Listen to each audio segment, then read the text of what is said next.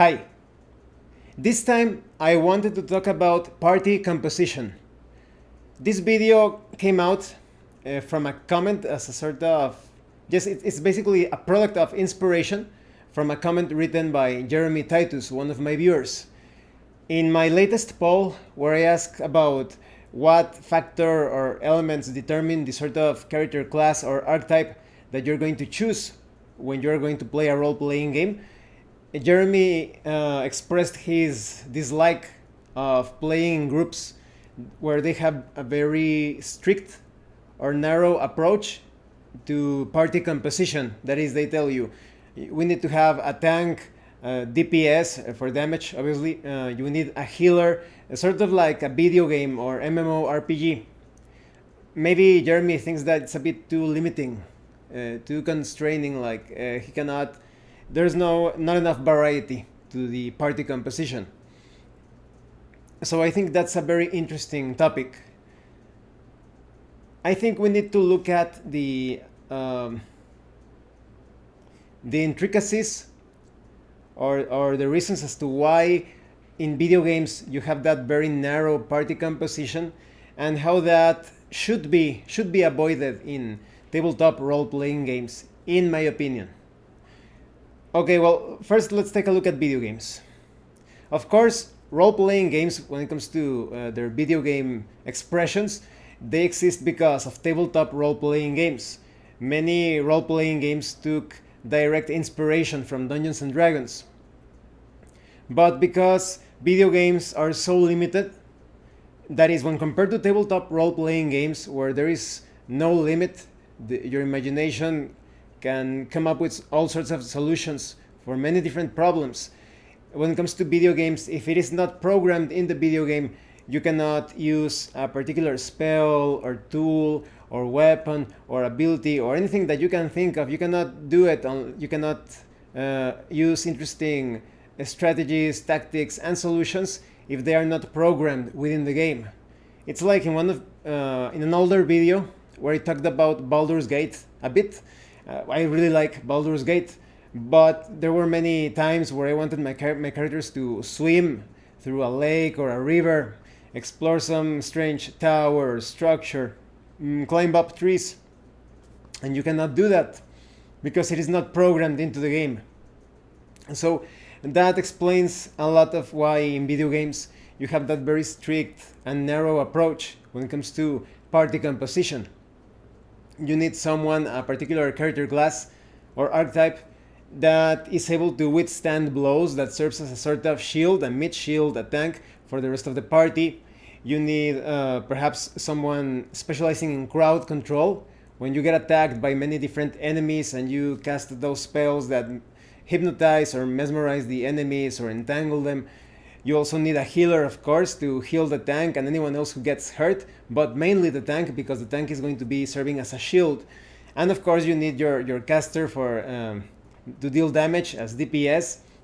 And depending on the role-playing game or MMORPG, there could be other roles and sub-roles within the party. But the reason that in video games you have to encapsulate the party concept in such a way is because there is no other way to win the most difficult encounters otherwise.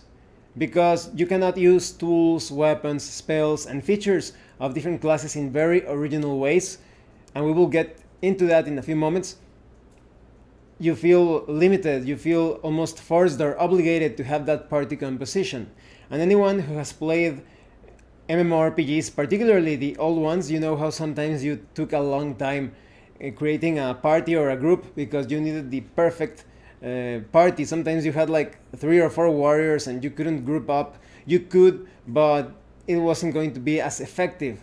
There were a few ways in which you could get a bit of experience if that was your objective, or perhaps take on a few quests, but the most difficult ones you definitely needed a mixed group or a composite group with very specialized roles. It's simply impossible to play it otherwise if you want to be the best at those particular games. Although I think that in recent years we have seen some flexibility in different games.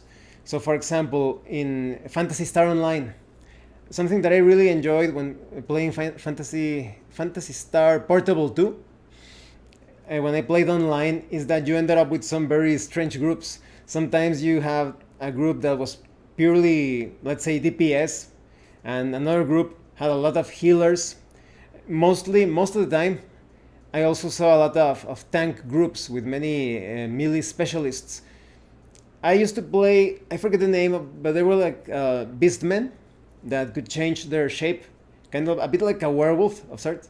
So my character was a bit mixed. I had my gun and my sword, so I did pretty good at range, but when I got up close and personal with the enemy, I transformed and I was just wreaking havoc all over the place.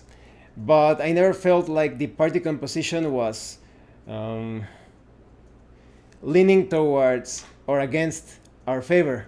That is, I never felt like we were at a great disadvantage when we were fighting enemies and even the boss of the stage. And that's because in the case of Fantasy Star, there is it's basically an action role-playing game. Although you cannot do everything that you would be able to do in a tabletop role-playing game, you can still move around and you can block and dodge and attack just at the right time. And so it made up for that in terms of player skill. Unlike some other games where you depend on a turn-by-turn basis, or you have like a queue of powers that you can use, or a rotation.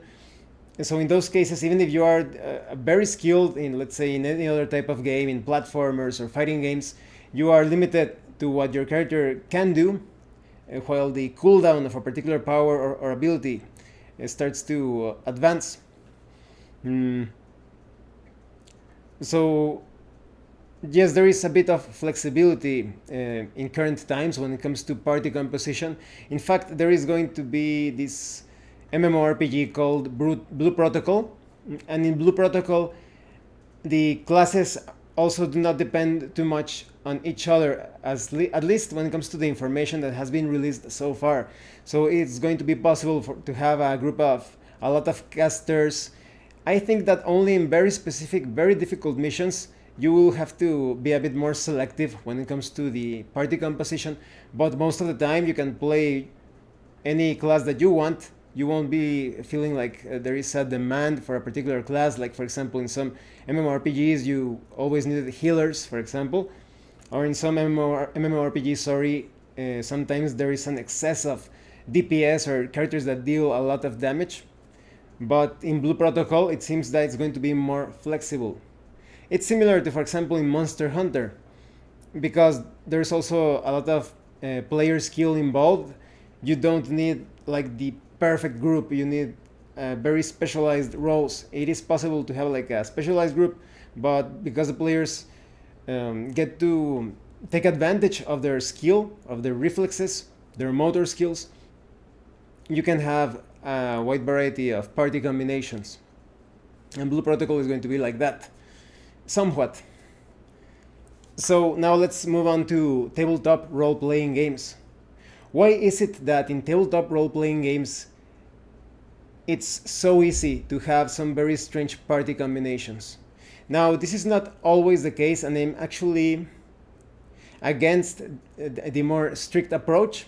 Now, I'm not saying that you should, for example, if you're playing a rules light experience, very light-hearted, mostly focused on storytelling, then it's not going to matter too much when it comes to party composition. You can handle so many things through storytelling and not through more tactical requirements or demands of the situation. Then in that case, the party is going to be quite loose when it comes to its composition.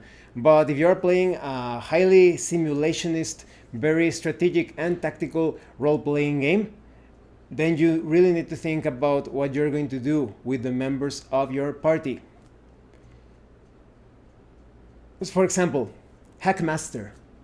Hackmaster is such an awesome game, but it's complex, it's deep, it's difficult, I would say, when it comes to battles. If you survive a difficult battle in Hackmaster, you really feel as if you are some sort of tactical genius. because you can get killed in so many ways. A bad hit, it doesn't even need to be a critical hit. It could be a normal hit. It could kill you right then and there. You could end up unconscious because you passed out from the shock, from the pain. Maybe it ruins your armor. The attack, the dice explode, and your armor takes damage, and it starts to deteriorate, and the enemy hits you every time, dealing more damage. If you end up prone, unless you get up quickly, it could be disastrous. Some of the spells are incredibly lethal, and when you use a spell, you are at a disadvantage. You are exhausted, and even if you don't cast spells, you can end up quite exhausted after fighting for a while. So it's very realistic.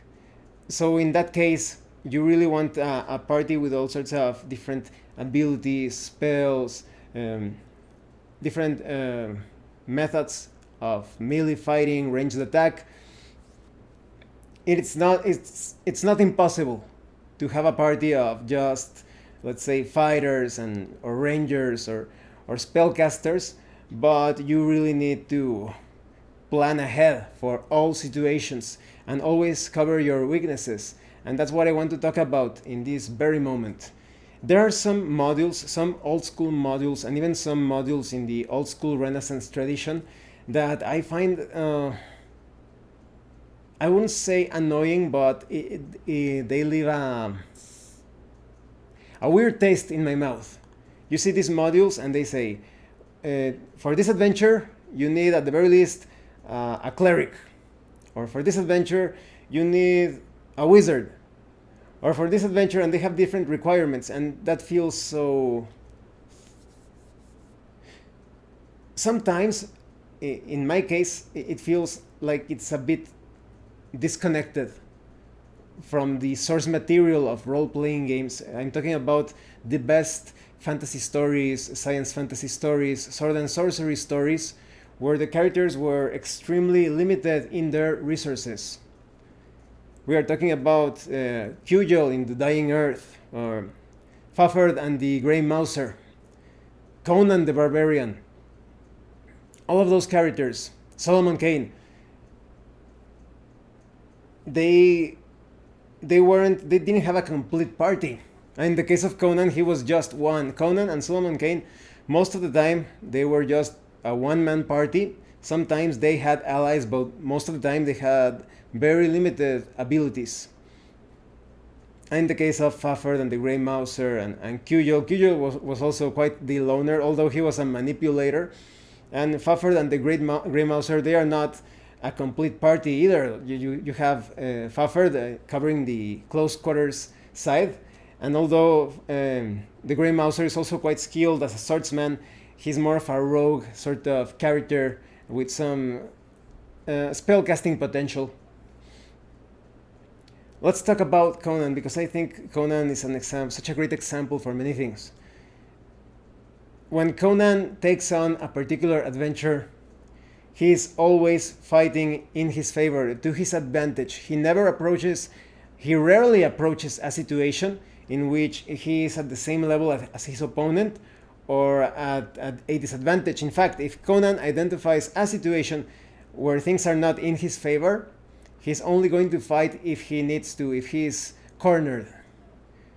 You can see this when Conan fights so many different powerful adversaries. For example, Thak, you know, that unnaturally strong and intelligent man-gorilla of sorts, and Conan basically waits for Thak to get distracted, and he jumps on the back of Thak and basically is trying to murder Thak before Thak takes a hold of Conan and drags him to the front, where he can basically crush Conan, even though Conan has that prodigious strength and dexterity that compares him to a panther. The author, Robert E. Howard, is constantly saying that Conan is like a human panther in the way that he moves and fights.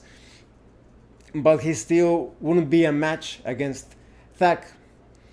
Yeah, so in my opinion, if we were to convert that into tabletop role-playing terms, you have the typical barbarian lightly armored, not as efficient or effective when it comes to having an elevated armor class like the fighter could stand toe to toe with his enemies. But in the case of the barbarian, unless you are in that barbarian rage state, you usually want to be very opportunistic to save that barbarian rage for when you need it. So in that case, if we were to put it into game terms, the Conan was taking that into consideration. But in other cases, like for example, I don't remember the exact story, but yeah, there is this assassin, a very powerful guy by the name of Valtheor.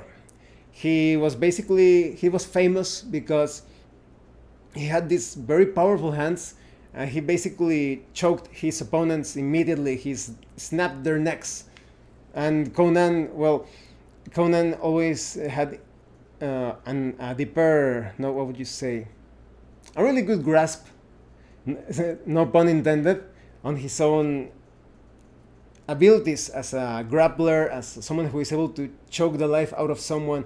Conan was able to strangle a Cimmerian bull when he was younger, and he also has a very strong neck. So when Valtheor appeared, Conan basically let him believe that he was going to be able to choke Conan, when Conan was actually counting on that to draw Valtheor closer to him so that Conan could choke him with his powerful grip. In that case, Conan was playing to his advantage as well. This enemy wasn't Thak, this was Valtheor. So Conan was pretty confident, but I would say Conan is rarely a cocky guy. I would just say that he's quite strategic and tactical. He's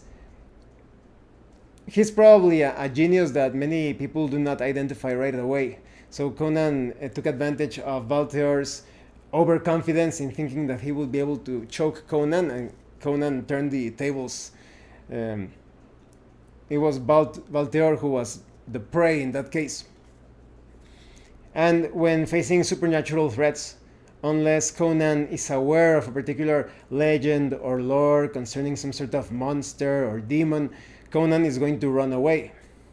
Or Conan is going to avoid that enemy, or perhaps rely on someone else. He has teamed up with some sorcerers so that they take care of the more supernatural side of the problem. But if Conan remembers some sort of weakness to use against that enemy, Conan is going to take care of the problem himself. Or sometimes he finds another way around, an alternative solution to the problem. So as you can see, we have this barbarian that lacks many skills. He is good at stealth and sneaking around, but he's not the best rogue or thief. He's a decent thief, but not like the best. He also lacks knowledge when it comes to perhaps devices and machines of war. Of course, almost everything related to alchemy or herbs, he's also very limited in that area. He does possess some knowledge, but in Conan's case, he relies completely on a very healthy lifestyle, in my opinion. He's constantly running and walking on his sandaled feet or naked, or well, half naked and with a bare feet, which makes me think that he also takes advantage of the sun, of the soil. He has very healthy eating habits, to the point that he has this bestial digestive system that he's almost able to eat things in an emergency without suffering some sort of disease or infection. He's constantly climbing and jumping, and he has that astute or cunning side to him. Yes, a cunning side in which he identifies weaknesses and strengths of any situation, of any enemy or adversary. So even though Conan lacks so many things when concerning sorcery and alchemy and the more scientific areas of that time, he still manages to accomplish many things and succeed at so many different tasks. And that's the mindset that you need to have when playing a role-playing game and running a role-playing game, in my opinion. So all of those modules that I have seen and that I own several of those modules, that have this sort of, yes, like indication or information that, oh, you need a cleric for this adventure, you need a wizard.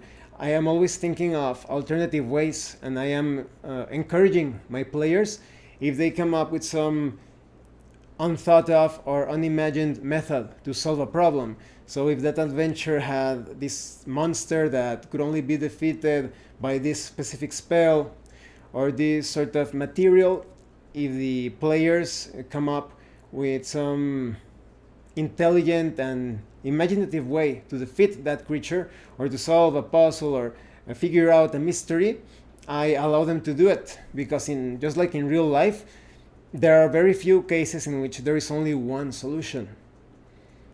So that's why in tabletop role-playing games, you can have a party of all sorts of classes if the game master is running things correctly, as I imagine it, as I say it. That is, don't think that I am writing some rules for game masters. That is, in my opinion, if the game master or referee is running things correctly, you could have a party of just fighters or thieves or wizards or barbarians or ninja or whatever.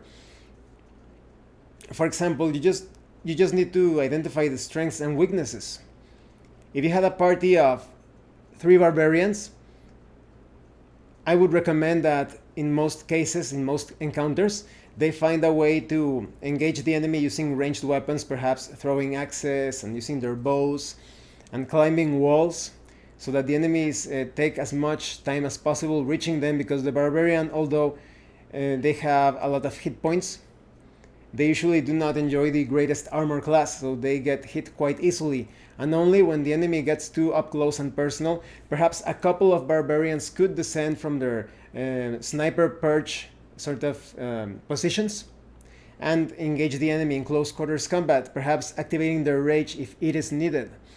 And if the things are going quite bad and they end up wounded, they could back away, find a way to make a tactical retreat, while the other barbarian gets down and perhaps is able to finish off the enemies that are already wounded by activating his barbarian rage. Or if you don't have that ability in a particular role-playing game, just because he's more fresh and perhaps using the element of surprise and flanking in his favor, he could very well finish off the enemies that the other barbarians could not defeat.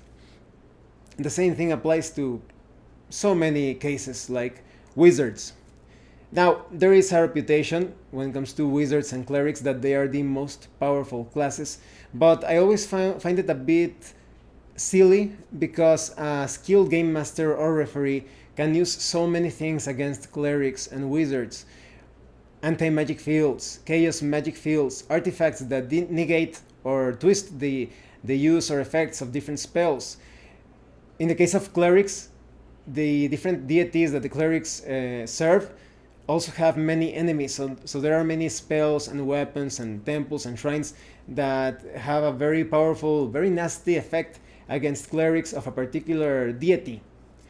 So wizards and clerics, they also have their kryptonite. Just like the fighter, if you take away his armor and his shield and his sword in some way, all character classes can end up quite vulnerable. But let's say that you have a group of just wizards.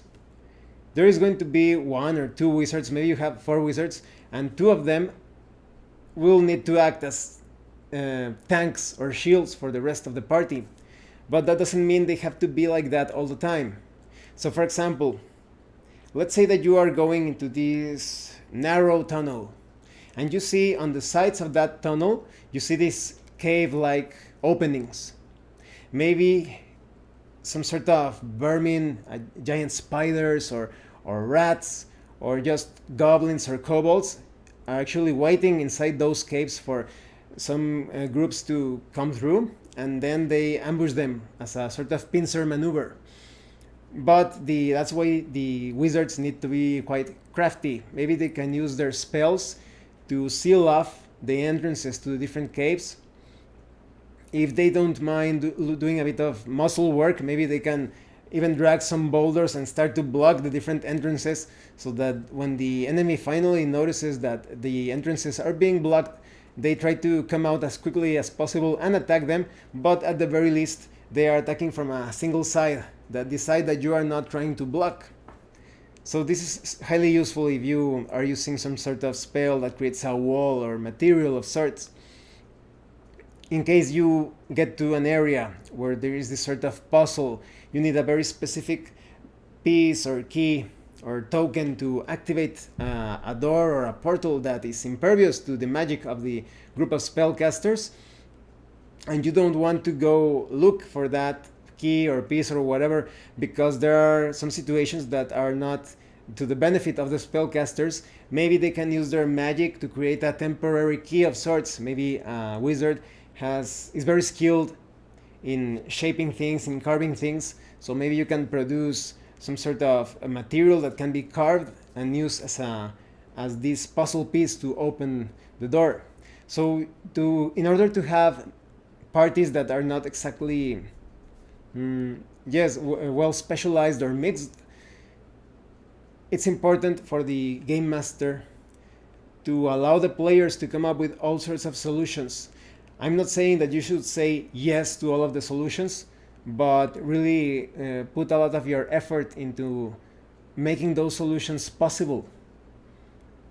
Maybe when it comes to creating a key for the spell, maybe you say, well, that is possible, but you're going to need a more powerful spell. You need to go to this library or to consult with your mentors from the Wizard Academy or something, so that they tell you of a spell that creates the right material for the puzzle, and that could add a side quest or another adventure. Maybe you have a party of fighters, and this happened to me once. Not all fighters, but they were a paladin, a fighter, and an avenger from the Ravenloft Domains of Dread book from Advanced Dungeons and Dragons. Those three classes are mostly melee classes, especially the paladin, because that is you usually think that the paladin has some magic potential, but it was a second level paladin, not very strong when it comes to healing and magic and turning undead. And they always needed to carry a lot of healing potions. They always were trying to let's say kite the enemies, not like in a video game where the enemies are programmed to follow a particular aggro pattern, that you get this enemy angry and he starts to fight you, and this other player tries to draw the attention of the enemy from the other wounded fighter, and then he goes to that other fighter. When this fighter recuperates, he gets the attention of the enemy. Not like that, but they one or two of them stepped to the front. They fought the enemies, and if one of them ended up quite wounded, the other one would stop using ranged attacks. They usually employed crossbows or bows, and they moved forward. The other one found a way to step back, and the other fighter took his place, the fighter or the avenger or the paladin. So because of that, they needed a lot of healing potions, because let's say that the paladin was wounded and he already used his lay on hands ability. So the avenger would step in while the paladin backed away, and when he backed away, he got a chance to drink his healing potion, and then he got the chance to go back into the fight again. So they needed healing potions, and that costs money. And as an excuse, we had some side quests, so that they worked as security guards for some warehouses. Sometimes they worked as escorts or guards for a particular village. And it resulted in some fun encounters. Like, for example, in the case of the warehouses, they were hired to guard those houses in the warehouses during the night. But it turns out that no thief or robber or anything like that approached those warehouses, because they were haunted. And because they were at the lower levels, they had no chance against ghosts. So it was really funny that suddenly these ghosts started to appear and mess up with them, and when they realized they had no chance against the ghosts, they were running all over the place, kind of like that video game Dead by Daylight. So they were hiding in chests and behind different boxes and all of that, and they spent a horrible night, but they got paid, and it resulted in a fun adventure, and they got their money for healing potions, although they could have died against the ghost. But well, that's the price you have to pay. The price you have to pay when you have those more unorthodox party combinations or configurations. So yes, I definitely encourage everyone to have these very strange parties, because in tabletop role-playing games, almost everything is possible, at least within the limits of the context and the fiction. Unlike in video games, that you are limited to so many things by what has been programmed into the game, in tabletop role-playing games, the sky is the limit, or sometimes not even the sky. There is no limit to your imagination, to the cleverness on how you use different abilities, skills, and spells. And for example, spells, how many creative ways in which you can use a spell, fireballs to cause fires, perhaps some ray or bolt spells. Not magic missile, because magic missile automatically hits the enemy, but when it comes to ray or bolt sort of spell effects, you could use that ray or that bolt to perhaps try to knock down the weapon or an object from an enemy's hand. That has been rarely used. A lot of players do not think of doing that, but I think it should be encouraged. If you have like this ray of fire, use it to burn the hand of your enemy so that he drops his weapon or some object that you are looking for. When